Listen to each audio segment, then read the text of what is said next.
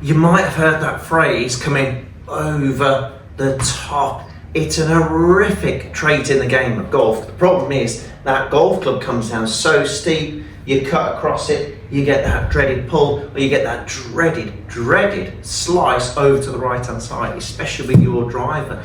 So we're coming over the top. What the heck does that mean, and what can you do about it to fix it?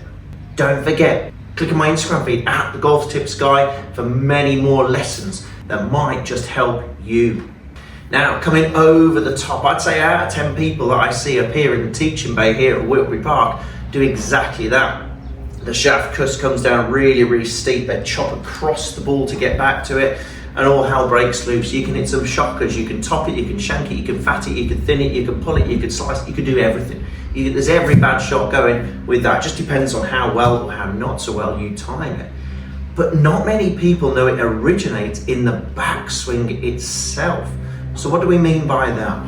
So let's think about what over the top means first of all. Over the top, so many different ways of explaining it. For me, when we talk about over the top, we're talking about over the top of the optimal plane.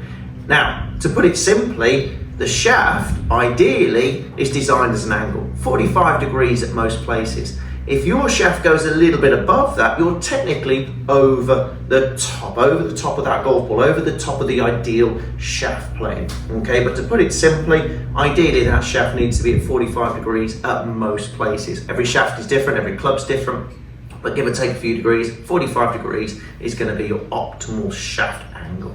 Okay, to keep it at that, what we need to do is make sure we rotate and get what we call deep on the way back.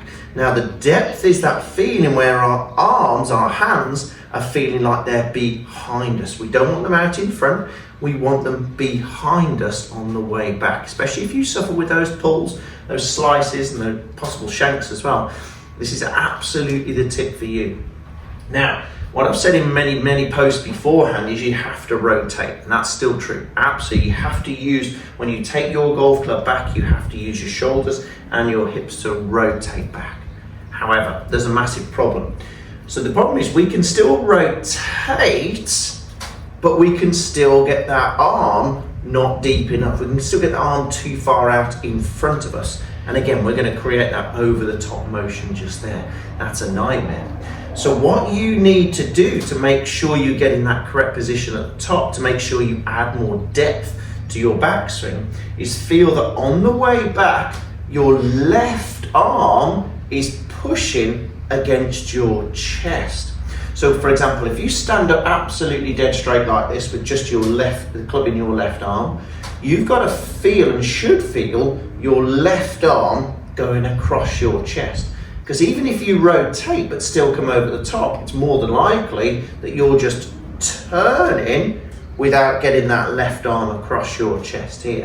What we need to try and do, and the piece of the puzzle you're missing, is that left arm going across the chest and then turning. Look at what happens there. The hands, the arms get nice and deep behind you, and therefore more able to get that club on the angle it wants to be.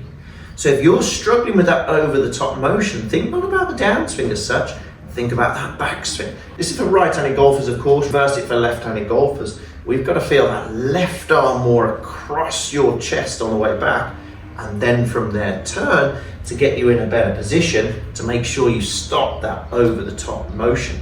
So when you get to the top, you feel that left arm is on your chest, it's happy days. If that left arm's away from us but we're still turning, we're going to struggle.